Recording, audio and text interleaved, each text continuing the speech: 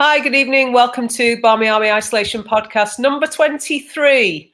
This evening, I am joined by Fiona and Andy. I'm feeling very, very full of myself tonight, actually, because we've got the songmeister himself, Andy, joining us. Andy, I'll come to you in a minute. Fiona, how are you doing? Yeah, great, thanks. You good? And Fiona, excited.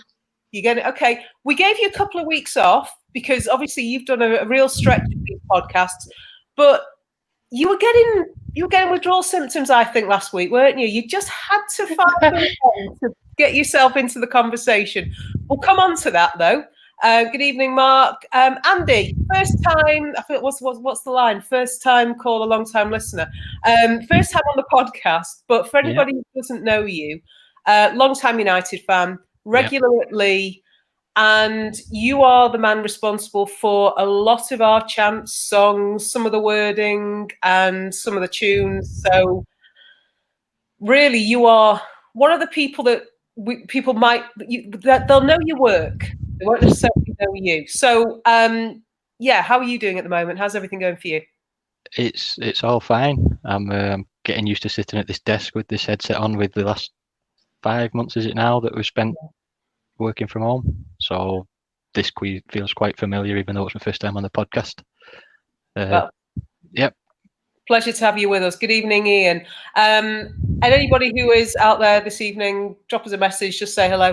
A couple of points I want us to think about this evening. And actually, I'm going to kind of, Andy, while we've got you, going to talk about, everybody here tonight, the three of us, we are long-time United fans. So started with the men's team, obviously, and then latterly coming to the women's team.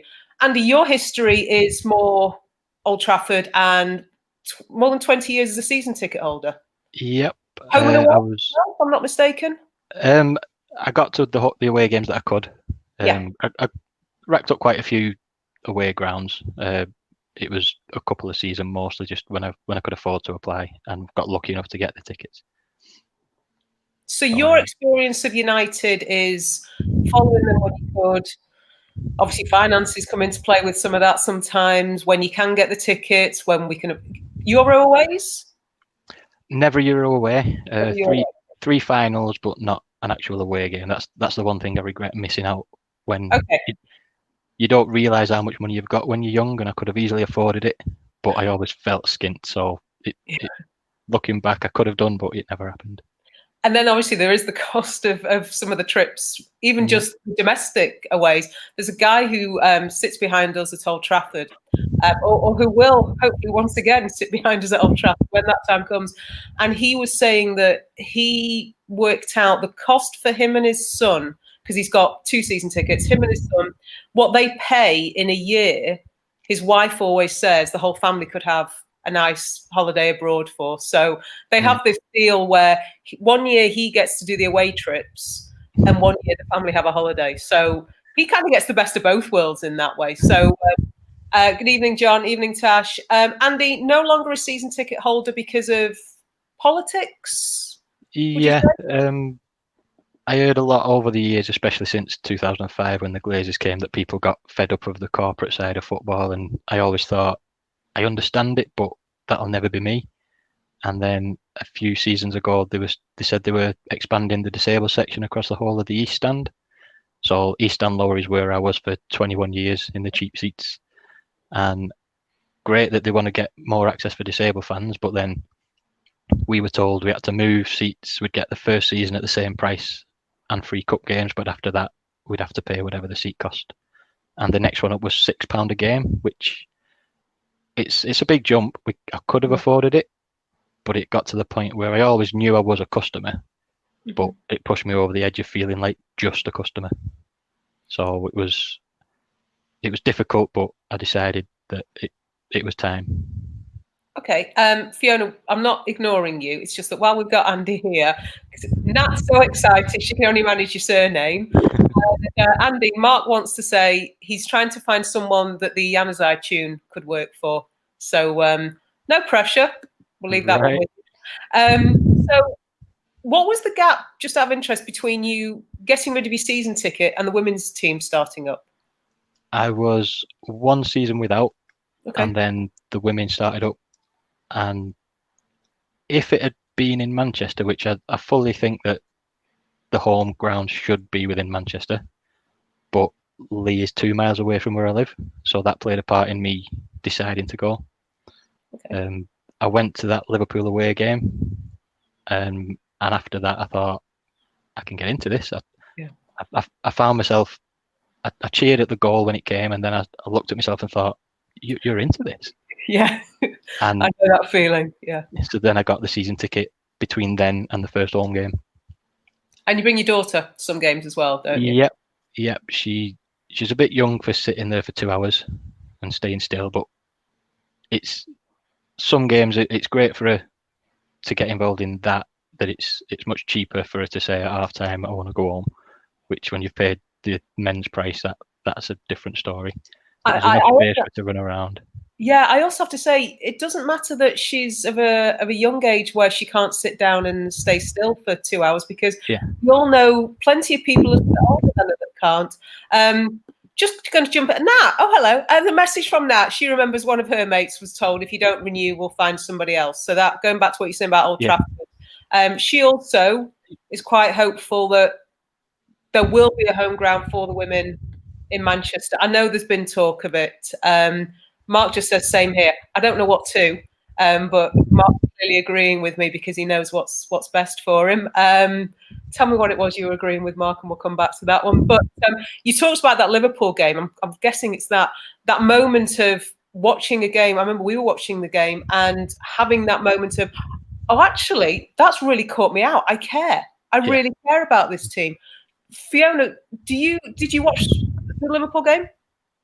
I didn't, not the Liverpool game. I went to the first Reading game at home, and I felt that same feeling when the players came out. This doesn't bother me that it was the women's team or the men's team. It's United, and I think we missed a few chances that time. We actually lost the game, but it still gripped me. Like, oh, I need to know how they bounce back next time. Yeah, that kind of thing. Like a soap opera, then, wasn't it? Come back, join us next week for the next exciting installment. That's kind of how you set up this week as well, I feel. But so there's a lot of United history with you, Andy. Fiona, you've also followed the men's team predominantly. Also had an interest in women's football, but solely United. We know there are some people, I'm not naming them, we know there are some people who, without a United women's team, they would go and support City, or you would only go and watch. Is that correct, Fiona? Yeah, go and watch maybe like the big game. I wasn't a regular. Good. Just doing that. Mark says, yeah, that's how he got hooked. So he was agreeing with you there, Andy, as well. So we've transitioned, I guess, from men's team fans, because that was the only Manchester United at that point. Manchester United was the men's team. And then we've got to this point where there's a women's team, that first season. And I think when you've got success, it's easier to get behind somebody. Yeah. It's easier. I mean, we know, Andy, you'd have been there during Fergie's days. Absolutely. I was 3 when he took over at United, so I didn't know any different. Yeah. And some of those games that you would have been at, some of those great evenings, great afternoons, some real moments that just stick with you. Absolutely. I mean, my dad went through the 26 years without a league title. He went through relegation and promotion again. He went through being not even second fiddle to Liverpool's dominance, but third, fourth, and second division. So he went through that, started taking me, and I was at Wembley at 1990. My dad took me to the replay against Palace. Yeah. That was my first time at Wembley at 6 years old. Wow. And then, night as well, wasn't it, the replay? I remember falling asleep on the drive back, and I don't know if I went to school the day after or not. I've no idea, but yeah, I remember that, and then I was 9 or 10 when they won the first league title, so I never knew anything other than success, really. Yeah. John wants to outdo us all. He's a Busby Babes supporter, so he's definitely he's earned his stripes. We'll give him that one. Then obviously the men's team go through this fallow period, this post-Fergie malaise. And I often wonder whether that's why the women's team drew so many that we know of men's fans, because we were almost starved again of success with the men's team. So we end up with this women's team. Sorry, he loves to remind people of this. You want to talk about 1990? Somebody wants to talk about 1983 as their first cup final, and he'll tell you the story of his sandwiches that were eaten 200 yards down the road. Well, I was 3 months short of being born at that 83 cup final, so you had an advantage over me on that one. Yeah, he likes to remind people of that match, but I think we had to find the program on some. We had to go and hunt the program at some stage. But yeah, when you've got the years on you, sometimes you can have those memories. So we get to this women's team. Fiona knows all about women's football more than I do at this point. She knows who these players are. I'm just learning them as I go along. We have an incredible first season, full of success, where it's probably fair to say we were the best team in we were the best team. We were always going to get out of that division. It was whether we were the champions or second. Katie has this, and this is the thing I'm coming on to. Katie has this mantra of crawl, walk, run. Okay, that's the way she wants it. She talks about this 5-year plan. So we're adjusting to. We've had the men's team. They're up there. They've done everything. They've, as the song goes, we've seen it all. We've won the lot. And then we've got this women's team. They're going to take it slowly. We're hopefully going to get to the Champions League in 5 years, whatever. We might win it in 5 years, whatever the plan. And then last week, Fiona decides she's going to tell us all that there's a rumour going around the internet. Well, it's not a rumour. Somebody has reported that Manchester United at this stage, around this time last Wednesday, are in advanced talks with Kristen Press, Tobin Heath. Fiona, I know you jumped on it and you shared it. What was your thought when you actually saw that coming out last week? Because we've had a week to digest it, and we're no further on. Let's be completely honest. We are no further on in terms of progress. There are bits that have come out, but they're still not confirmed as United players. What was your thought then? My first thought was, what? Is somebody it's not April Fool's or anything like that. Yeah, it's a bit of a shock, but then you see who it's coming from, and that's a quite a reliable source. So it's kind of a surprise, but it seems quite realistic as well. And then thinking about it longer, you can kind of think, yeah, it's great from a football perspective. I can understand why Katie wants to bring them in. They've got experience. They've played at Olympics or World Cups. Score lots of goals, but also got quite a lot of appearances. Can pass that knowledge on. So you got that side of it, but then you've also got, what would this do for United in America?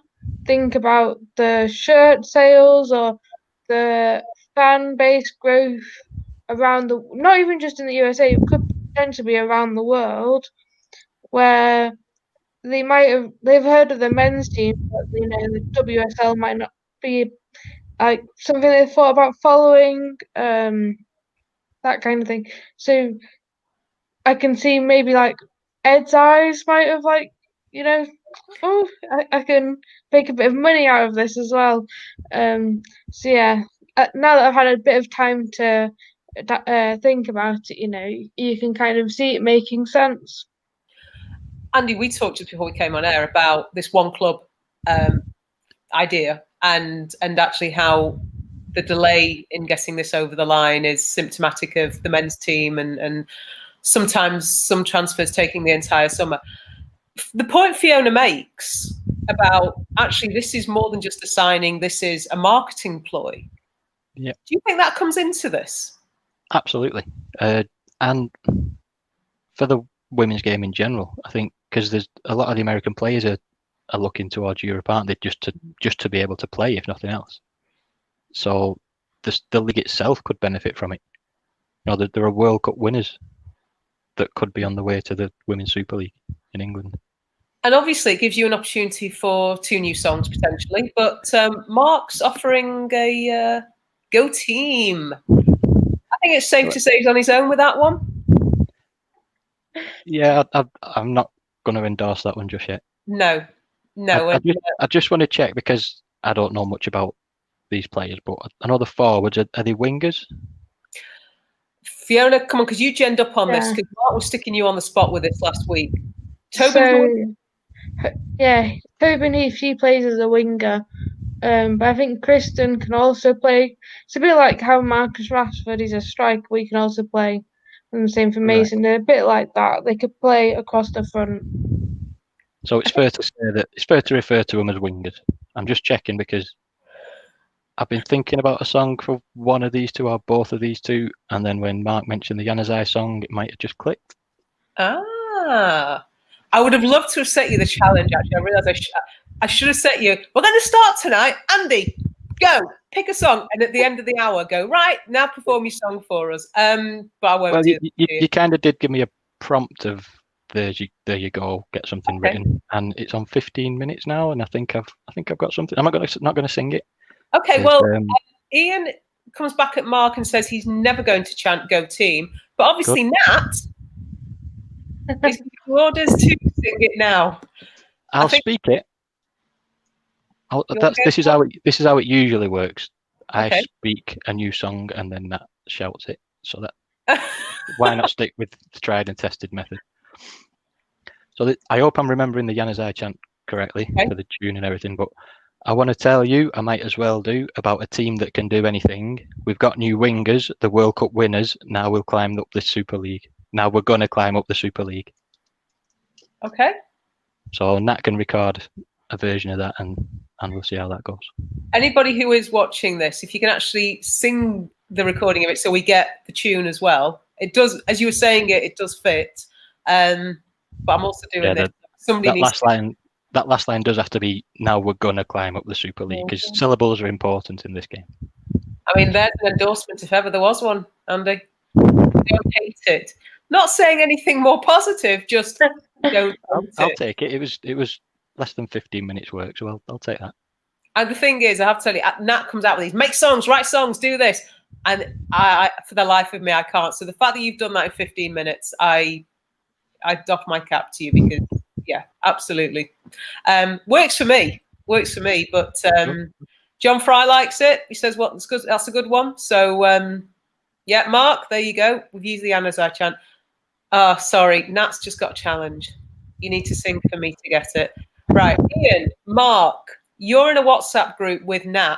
One of you has to sing it, record it, send it to Nat. Right, that's your challenge for the evening. So I've forgotten where we were up to before that, actually. The deal isn't over the line. It's not. We've not heard it's not happening, but this takes forever. I'm just trying to think of some of the deals we've done recently that just took forever. I know Pogba's seemed to take forever. Everybody's the big ones take forever, don't Bruno Fernandes, we could have got Bruno at the beginning of January and got about 7 extra games out of him. Yeah. Instead of limping over the line at the end of the season, we could have had how many points in those 7 games? I mean, they're in all competition, so maybe 4 league games. And I'm pretty sure we probably drew some of them, maybe even lost. Yeah. And I don't think we got him cheaper than we expected to, did we? No, the one that always the deal that always sticks in my head as being the worst bit of business was back in Moisey days of not that they were very long. Fellaini, we could have had I mean, great player, yeah, but we could have had him cheaper. But we then waited for that clause to expire, and then went and bought him. And Moyes was part of putting that clause in place at Everton. So he knew it. And he got caught out by it. Yeah. Embarrassingly. Ian, challenge is yours. Mark's passing it over to you. John's saying that all our big signings take time under Woodward. I think Mark's turned into a bit of a... he's defending Ed. Just saying don't have a go at the Fred transfer because of international clearance. Yeah, whatever. Yeah, we tend to know the rumours. The women's games is quite unusual in rumours. Fiona, am I right in thinking that I know something that Nat wants, but there isn't really a rumour mill around women's transfers? Not really with the journalists, people on Twitter or whatever, because you can kind of, you might have a mate who knows one of the players, whereas who really knows somebody linked to Paul Pogba? that it doesn't really happen. So yeah, it's not really like in the journalists. They don't tend to like to put out the rumors. Maybe they haven't got as much as many articles to like to fill.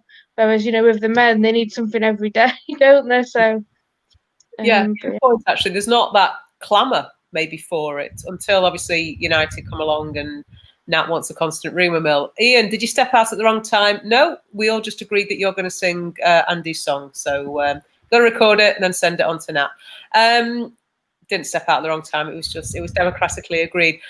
Andy, coming off last season, and I know that last season didn't finish, where were the areas that you thought, I know we all talked individually and together, where did you feel the team needed to strengthen? I'm not so sure that it was in a particular area on the pitch. I think it's more around experience, because we've got the quality, but like I recall a game against Chelsea where Lauren James was coming up against I think it was Bright in the middle, and she got rattled at the beginning, and she seemed to look to the bench to say, like, what do I do? And when she was put on the wing where she could run at the players, which she is the best at, and Sigsworth was put in the middle, who's got a bit more about her, she's got more experience, she's more physical, she coped with it a lot better, caused them more problems just by being a bit stronger up there. And Lauren James looked better because she could run at them and cause trouble with footwork. So I think probably experience for Casey on how to approach games and what our different options are with the players we've already got, and experience with the players, because we were the best, probably the best quality the season before in the league, but we were also the fittest because they were training full time against part-time players. They didn't need to be good. Yeah. They were, but they didn't need to be. They just needed to be relatively fit for the amount of training that they did. So it's a big, big step up. And I think to say they finished technically fourth, they've coped with it very, very well. But I think that extra step is around experience more than a particular area of the pitch. Okay, that's a good point, actually. John says that we probably still need a centre-back. Not convinced about Abby. She might be a bit suspect against pace. Good defender otherwise. I think we've all had our concerns around Abby at times. The highlights from the Everton Conti Cup game were on MUTV this afternoon. I've just managed to switch over.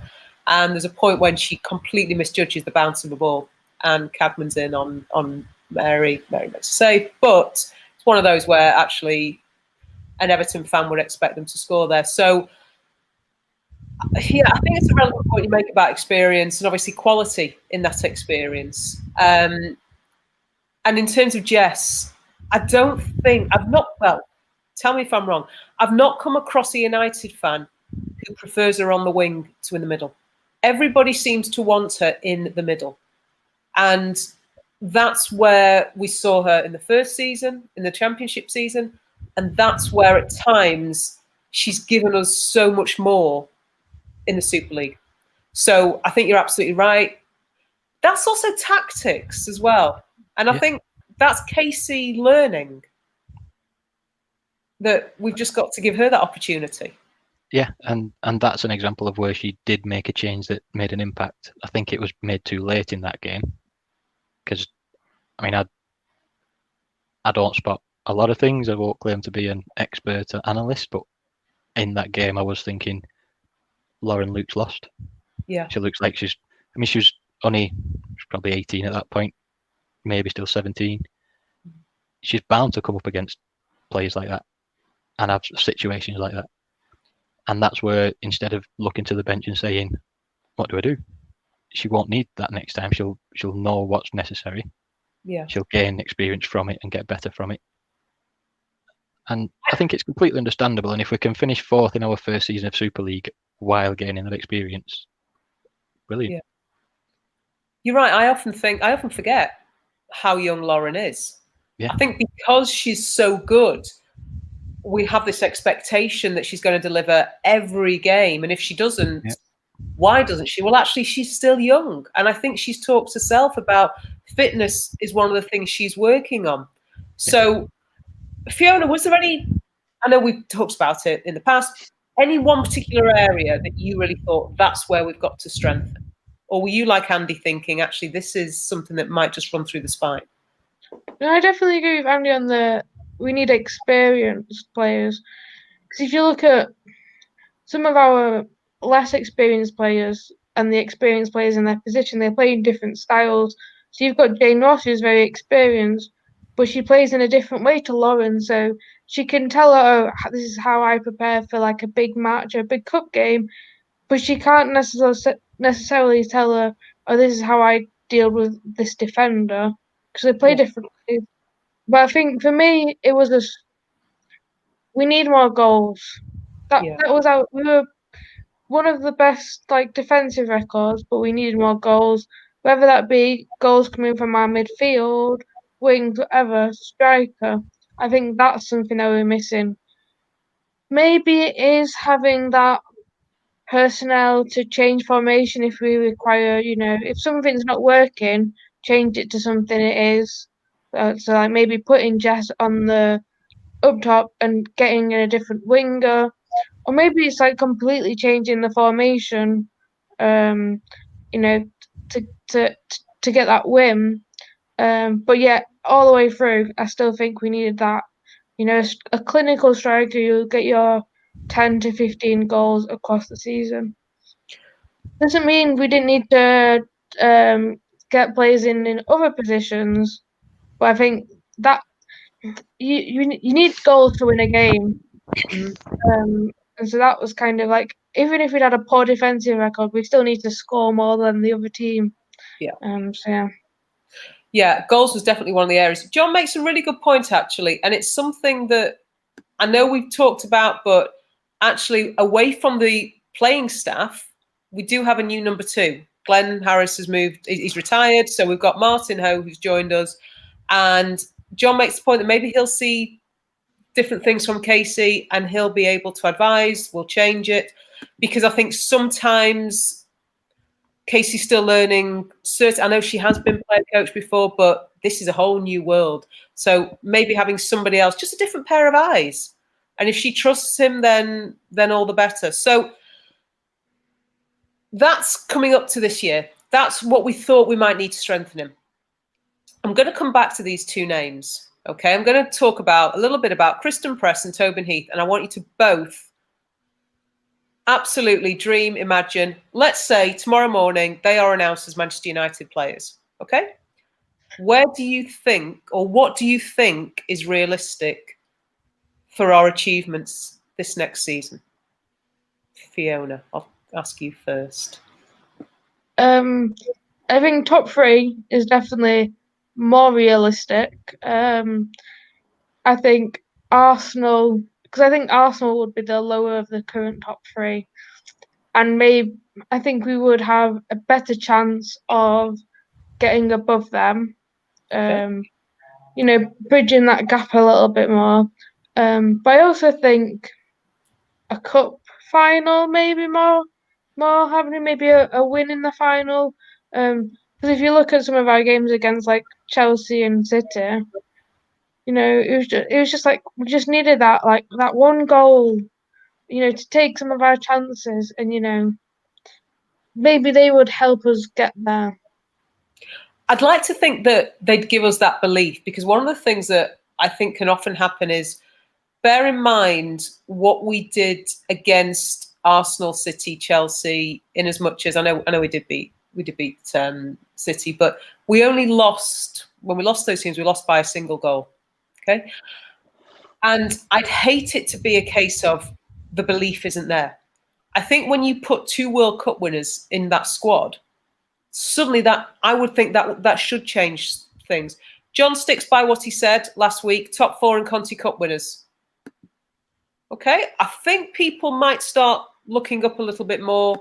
Nat's going win the lot, because obviously this is Nat, top 3, win the cup.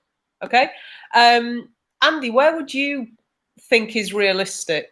After having Nat's summation, where would you think is realistic for next season if these 2 signings come up? I think, like you say, it's about mentality. So that's got to bleed into the rest of the team, and even training, how they act in training under a much better infrastructure that American women's football has got than we've got over here. So that's got to have an impact behind the scenes as well as on the pitch. So considering we finished fourth, I'm not sure there is quite a top four in women's football. There's a top three, and then fourth is either the top of the rest or the bottom of the top. So fourth and close to the top three to create a top four would be an achievement. But why not break into the top three? Yeah. We went, like you said, we've lost by 1 goal to the big teams. And I think it was obvious that we were playing against better teams. But despite that being clearly visible on the pitch, there were still close games. So even as a slightly inferior team, we did well. So as an improved team with another year experience, with more top flight experience, why not? We're not a million miles away. So it's not that big a step, I don't think. Yeah. Mark's pretty much agreeing in terms of league position. He expects us to win a cup, though, but definitely closer to third, if not third. So a little bit conservative there as well, perhaps saying fourth. But we're looking at these two to definitely, I'm not even going to say potentially, to definitely take us up, to take us to a different level and to add real quality. And like you say, Andy, we're talking about the mentality and the training. One of the things that I think gets said so often is that the American players seem to be fitter. They seem to just have this different mentality. There is a lot that our players, you talk there about experience. There's a lot that our players could learn from with them. John says, Fiona, he thinks if we're going for third, City's our best chance to get above. Okay. Now, we spoke on Sunday on the social, and we both, I think, Fiona, both you and I, whether we said it last week or the week before, Arsenal was possibly the team that would drop out of the top three, if anybody. Maybe it will be City. They've still got players to come in, whether it's been announced or not, but we know they're strengthening again. So everybody is strengthening. The top three is strengthening. Everybody behind us is strengthening. But we're talking about two players, two names who will take us onto a completely different level. I'm going to throw a spanner in the works, okay? If these players come off, let's say we have the most amazing season next year, whatever that is, whether it's a cup win in there, hopefully, whether it's at least top three, obviously hope so. What happens when they go back to the States? Who do we then look at that's on a level with them? Yes, we've got players who would have learned from them, would have had some experience. They've got another year under their belts. But we've got a different level to maintain. Casey's crawl, walk, run is suddenly crawl, sprint. That's my concern here, that we've almost peaked. And I think a lot's to do with COVID. I think without COVID, a lot of these players aren't coming over from the NWSL. And we've shut up shop. We've got 3 players in. Thank you very much. But now there's a different situation. So, okay, Nat's giving me a name straight away. But is that dependent on Champions League as well? Because the Champions League system changes, doesn't it, Fiona, next season? Yeah, so... You've been putting all this in the group and I've missed it, sorry. Yeah, so top 3 next season will get into the Champions League. You'll have to go into like the very start of the qualifying, but you're in the Champions League. You're away with the girls, hey Andy? Okay. Maybe we were looking at some of the locations, some of them are attractive than others.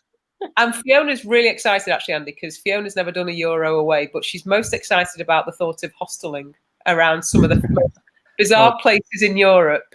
Yeah, even aside from football, I've done hostel stays. Yeah, I'm no stranger to that. Yeah, budget travel. Yes. And obviously we're talking about countries and clubs where they may not be serviced by direct routes, so you could have to take bizarre flights and train journeys and bus journeys and whatnot. So it's not like Yeah, it's not like with the men where, you'd have a Thomas Cook day trip. Not anymore, obviously. Well, the way I got to Moscow was fly to Riga and then 17-hour train journey from Riga to Moscow. So we got a bed, and there was a bar cart on there which was full of football fans singing on there. So it was basically a pub and a hostel on wheels. Yeah, but and it's you more, sorry. that experience is. I looked at that trip and I thought I'd like to do this without the football as well. Yeah, because you see places that you wouldn't see otherwise. Yeah. And obviously, when you're doing a Euro away with a men's team, you're one of many. Yeah. Euro aways with the women's team, for the women's team, it might be you and half a dozen others. So, just a room in a hostel, and that's setting the standards. Get the USA Stars, top 3, Champions League, opens us up to world-class players. And this, she's all about real Euro aways. This is the point for me, because it will be difficult as a fan to see this as a flash in the pan, that rhymed, and then to have a drop the following season. So Nat's mentioned harder.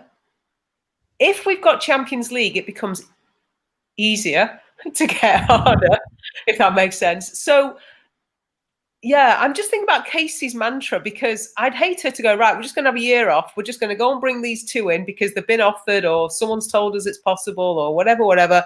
And then the following year, crawl, walk, run, crawl, walk, run. Yeah. If Casey's bringing them in, this is a different sign of intent. Would you think, Andy? I think it kind of depends, because are the top 3 looking at bringing American players in? Is there any rumours around them doing the same? Some, City have brought in a couple, but they're signed for, I think, a couple of years. They've got them on permanent deals. So that's the question. If it's permanent, great. If it's temporary, then the approach while they're here becomes different. If they're permanent, the starters, no doubt. If they're temporary, you need to use their experience to bring your own players on. You need to make sure Leah Galton improves from playing with them. You need to make sure Kirsty Hansen improves by playing with them. And then when they go, you've got a bit of legacy from it at least. And like you say, if you've used that to help you get into the top 3 and get Champions League football, you're more attractive to better players in the market as well. So you've got to, your situation depends. If they're going to come and you know they're going to last a season, you need to use them to improve everybody else, which means they're not going to play every game necessarily. Absolutely. And we always, what's the joke in men's football? Can they do it on a cold Tuesday night in Stoke? Can they do it on a cold Tuesday night in Southport? Well, Jake's clearly not watching tonight, because any mention of Southport would have got him saying hello.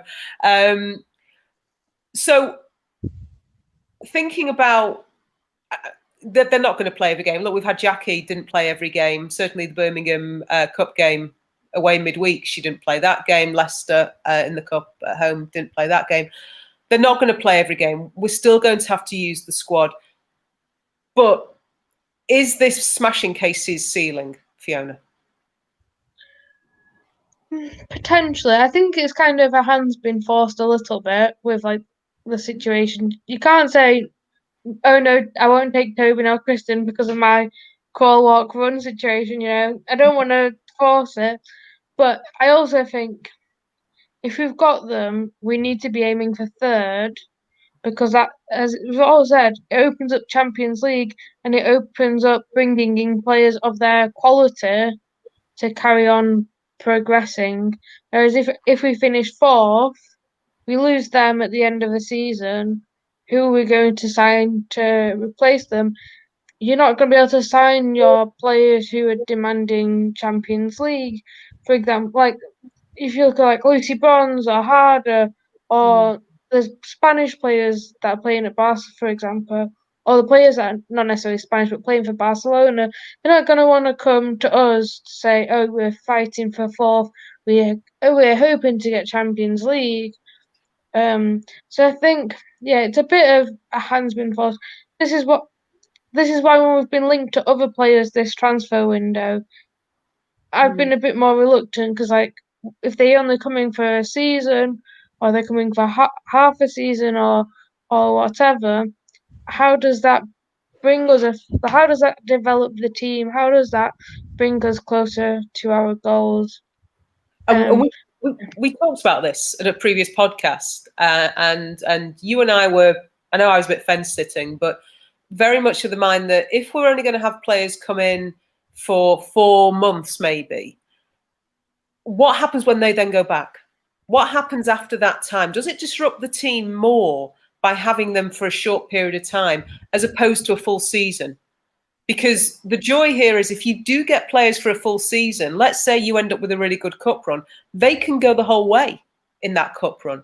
They can take you to the end of that season. And then what you've not got is this imbalance in the league whereby come January, once a lot of the American players have gone back, some teams absolutely sink, whilst other teams who've been lower in the league actually start to climb because everyone's finding their right point, I suppose.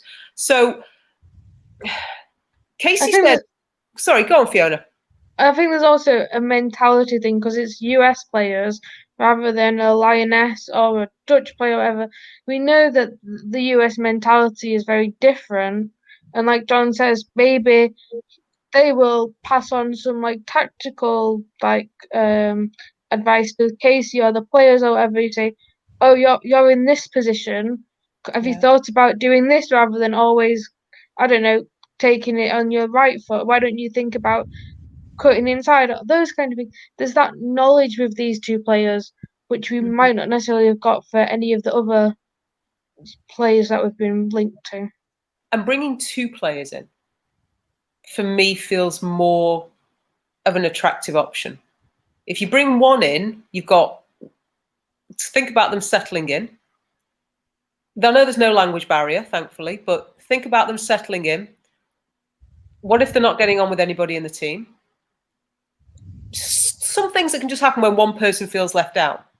You bring in 2 players who've known each other a very long time, played together for the national team. They can almost have their own clique. Not that you'd want it if it separates them from the team, but they'll settle in quicker, hopefully. Nat's saying pretty much what we've said about their mentality, them as players, they are elite. We're not just talking about 2 players off the street. We're talking about World Cup winners. And actually somebody that we thought, players that we would have thought were untouchable, weren't United players yet. Andy, does this make us a big player if they come to us?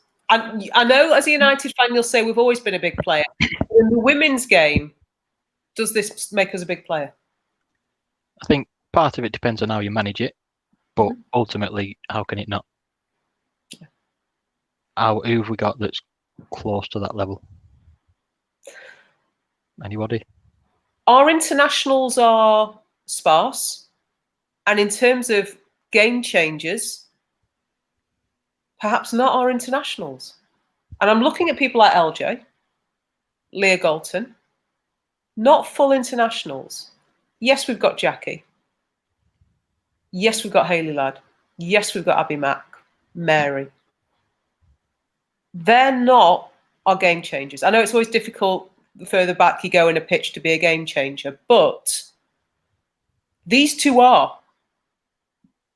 Do you agree, Fiona? Changes our image in the women's game. Yeah, I think particularly in the championship, but also this season, we're a team with a lot of potential, and definitely a lot of like a very high ceiling to go towards. This would bring us much closer to that potential. And actually, John makes a really good point here as well. It might open things up from Casey in terms of if she gets contacts in another country, because whilst this negotiation's going on, we hope, it might be that she's talking to other people and something else transpires down the line. Because Fiona, when you and I last talked on one of these podcasts, we talked about Rachel Daly. These 2 were never in our dreams. And yet this was clearly happening for a long time. So, I mean, we know these things go on. We know they take forever. And we know it gets times where we think it's never going to happen. And then bang, United release a video of Paul Pogba saying, "I'm back." But there's something about this whole deal that just seems so out of character, both for United, because to me, this is Messi. This is the men's team going, biggest world star. Here you go, bang. Here's Messi. Ronaldo's come back. I know they're both of an age, and I could never imagine that happening. Yeah. Casey's budget must have got bigger. Right, and this is someone who not that long ago said there's a gap in the budget. But has the budget been... Has it had to grow because this deal was so good? I think Ed's thinking, I'll make that difference back in shirt sales. Was it Ibrahimovic, Andy, who said, when they sign me, I'll make it back in shirt sales in the first week? It sounds like something he'd say, doesn't it? Yeah, and he's probably right as well, actually. He was on a free, though, wasn't he? Yeah, so I'm sure he did make it back. As the song goes. Not one of yours, though. So, yeah, I think shirt sales would be a massive thing. But I just think, bang, Casey, you're setting yourself a standard now, because we're not going to be expecting middle-of-the-road WSL kind of mid-standard next season. We're going to be sat here doing these podcasts going, oh, my God, Pernille Harder or somebody else. That's got to be our name now. And that's why, for me, this 5-year plan that Casey had, that maybe somebody of Harder's standard was, 4 or 5 years in, now suddenly is 3 years in. But you don't refuse a deal like this. Just thinking in terms of... Actually, I'm going to ask that question. Messi to United, yes or no, Andy? Heart says yes. Head's not sure. Okay. Fiona? Sorry, go on, Andy. It is. If you think logically, there is always the case of, like you're saying about where are we afterwards with the Americans. If Messi comes over, you're not really going to say the usual thing of he's only played for one team, he's only played in one league, can he cut it in England because he's Lionel Messi? Yeah. Even if he can't cut it, him at half his best would improve us. But there are questions around, obviously, his age, yes, but more so the wages required. We're just about fixing the problem of the wage structure being shattered. Yeah. I mean, we used to be at a point where our season ticket renewals included a letter that said we've had to increase your price because of Roy Keane's bump a new wage of 52 grand a week. Wow. Now that was breaking the wage structure. Yeah. That's been well and truly shattered now, and we're just about fixing it, which I think is positive. And if we have to break that again, then it does bring some questions in. But then you've also got that point of it's Lionel Messi, how can you not? Right. And that's where you kind of flip-flop a lot with these sorts of deals, because it's not just the wages, it's these supposed advantages, I think is the word that's been used, that he has. So you're bringing somebody in to effectively say, oh, I get different treatment. And the rest of the dressing room thinking, I mean, this is great, you're Lionel Messi and all, but you're not going to do it on a cold Tuesday night in West Brom. For example, not Stoke this year, obviously. That's going back to, this is pretty much what we'd say. It's an Ed deal. Yeah. Fiona, Messi, yay or nay? His dad's apparently in Manchester, but I think Ed will want to get money knocked off his deal or whatever. I just don't think it'll happen. Isn't he on something like £1 million a week? Oh, is that all? Is that all? That's what it out as being. His shirt sales might be great, but I don't think it'll happen. I just think if we couldn't get Sancho sorted quickly, we've got no chance of sorting this one. And we also don't like doing straightforward deals. We want to pay a bit here and a bit there. I don't know if anybody saw, there's a tweet in midweek when it was apparently Dortmund had said, no, we just want the 120 million up front in one payment. We don't want 80, then 20, then 20. Somebody tweeted out, Dear Ed Woodward, I'm paraphrasing here, I'm going to buy the new United shirt. It costs $64.95, but I don't want to pay that now. So I'm going to pay £40 now. In a year's time, I'll give you another £15. And then a year after that, I'll give you the final 10. Is that okay? And actually, we get the sentiment in that. If you want it, that's the price. Go and buy it. John says he'd take Messi.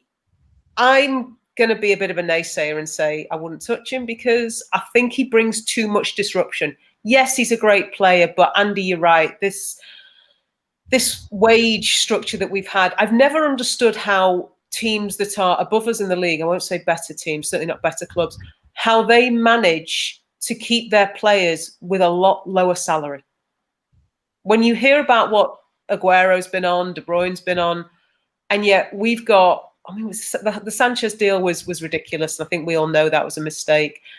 But some of the money that we've had to pay out has been absolutely obscene. But we've also had season ticket prices freeze for a few years. But I think that's more of the fact that with Europa League, they couldn't screw us out of anything else. Point about the American deal might take a bit longer because the women's national team, US Soccer pays the club salaries and not the club. I suspect, Fiona, do you know any more about that? Because I suspect that will slightly complicate matters. Yeah, so in England, for example, the Lionesses, they have a contract, and so they get paid by the FA for I think it's like 30,000 a year, something like that. Whereas for the US national team, their soccer federation pays the money for the league to pay their wages. So yeah, it's very complicated. But it's how they make sure that the US players stay around in the league or play their games there. The whole league is set up to have game time for their national team players in effect. But there's also the Mexican and the Canadian equivalents of the FA also do the same thing into that one league. So yeah, it's very complicated. Yeah, it might make the deal a bit more difficult, but I think somebody mentioned might make the deal a bit cheaper if they've already getting a bit of their salary from the national team. Okay, and there's also big sponsorships for both of these players, so maybe Ed's looking to save a few pounds. It's that time of the season where maybe he's just thinking about coming up to the autumn and winter, the heating bill at, well, it doesn't really need to heat Old Trafford because there won't be that many people there. Maybe not. Yeah, commercial deals John talks about. So there's always ways of getting around things with financial fair play. But hopefully, fingers crossed, I think the suggestion is we're not going to hear anything, certainly the rest of this week. I'd love to be wrong. I'd love to read something tomorrow morning. I'd love to come off this and actually somebody tweets us and it would be done. But I think in all honesty, it's going to be a little while before we hear anything. And the way I'm looking at it is if I don't read that somebody says it's not happening, we're still on. Andy, it's been a while since we've all been at a game. What are you missing the most about being at games? Just the general atmosphere, I think. That the thing about United was obviously we had the success for decades, but I think when I was ever asked about what drew me to it from people outside of football, it was that you feel part of something. Yeah. And that's what, not women's football, not Man United women, but with the Barmy Army provides that. Yeah. If you're at a United women's game without the Barmy Army, I'm not sure if you get that, but with the Barmy Army, you certainly do. Yeah. And I guarantee nobody's asked me to say that. But it's true. Can we clip that, because that's a great endorsement? Yeah. It's true. It brings the part that you miss about men's football if you don't go anymore. It brings that. And even if you do go to men's football, it's still a great opportunity to have that. And Fiona, you're somebody who, and I only really realised this earlier in the week because somebody posted a picture of us, I think from the championship season, and you're there, sort of a few rows below us, and you said that you worked your way further and further back, but you weren't quite ready to join us, and you're a little bit nervous, and then you've joined us, and hopefully enjoy that decision. But it made me wonder whether there's other people out there who are watching us thinking, oh, I'd really like to be a part of that, and I'd really like to join in, and they're doing your trick of just moving further, closer and closer, further back to get to that point. Yeah. Because you also wanted that community. That's one of the words that Nat uses. It's one of the words we've used I think we used in the AGM, and it's words that we've used in meetings. But that sense of community, that sense of family. Yeah, you don't always have to be a noisy person. You can. We have normal conversations about football, about the men's team, the women's team. We also discuss other stuff. I don't know what you did the other weekend when there wasn't a game on, or if you've been on a holiday. So we're not a scary bunch. Come and have a chat with us. You don't have to stand next to Nat and fear injury. There's a big group of us. Yeah, you'll spot us at a game though. You listen for Nat, and they will all be stood around there somewhere. I don't think it's a case of standing next to Nat or not. No matter where you stand, at some point of the game, you'll be stood next to Nat.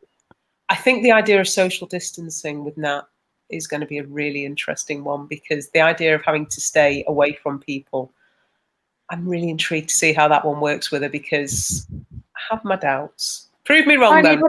She might need one of those bubble things that they have at the football. Put Nat in one of those. There you go. But then we'd have that'd be a good idea in normal times. Because you could soundproof it as well, and then you'd get a normal volume level from her. But if we soundproof Nat, come on, we lose some of her. Well, no, even if you soundproof Nat, you just get her at a regular volume. It'll never silence. Okay, Nat, we're going to stick you in a Zorb. Hope you've not got any issues with that.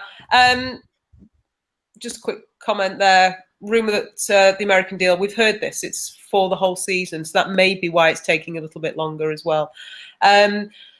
So season starts in a week and a half now. We know the first two fixtures. We are awaiting the announcement of the rest of the season. We were told that would be announced once the men's fixtures were out. That's now been released. We're waiting. But we know the first two fixtures, and therefore we know the first two games we're not going to be going to.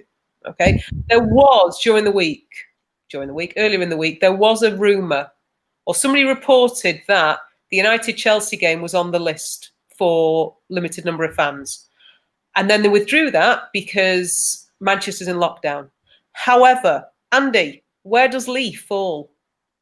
Does that fall? Falls in the Wigan Borough, which means it is now not in local lockdown. So I think we should campaign to get that back. Theoretically, that game there could now be fans at that. That's the way I see it. I know someone will probably tell me I'm wrong, but fingers crossed we're not too far away from getting back to games. There's pilot events. I know that they've named a WSL fixture as a pilot event. They've also now named a championship fixture as a pilot event. There is more and more happening, and we are hoping it's not too long before we get back to grounds. I know that I think there's some information that we've seen where things are happening, things are moving. We just need to all behave, do the right thing, and fingers crossed. Andy, I've asked everybody who's been on the podcast, I know I've asked you what you're missing, but is there one thing in particular that you can't wait to do when you get back to a game? Whether it's sing a song, eat a pie, eat a burger if it's Jack, I don't know.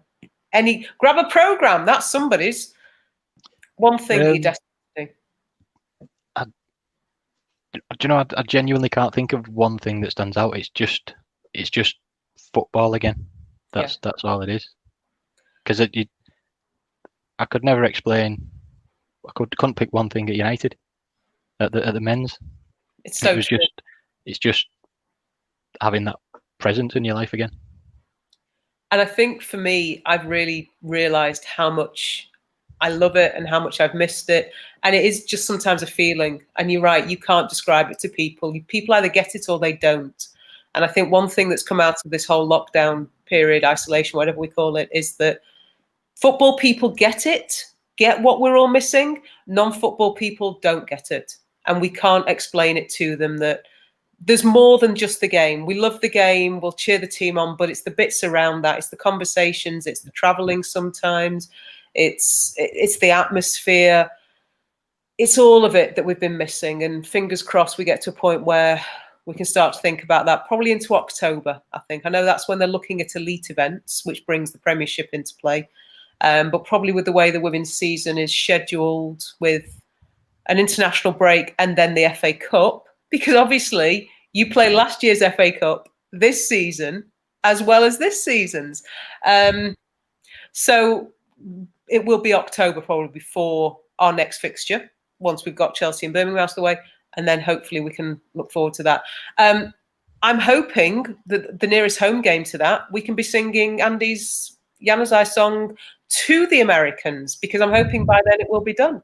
So thank you very much for your efforts on that, Andy. We're coming up to time, so I just want to thank you both so much for joining me this evening.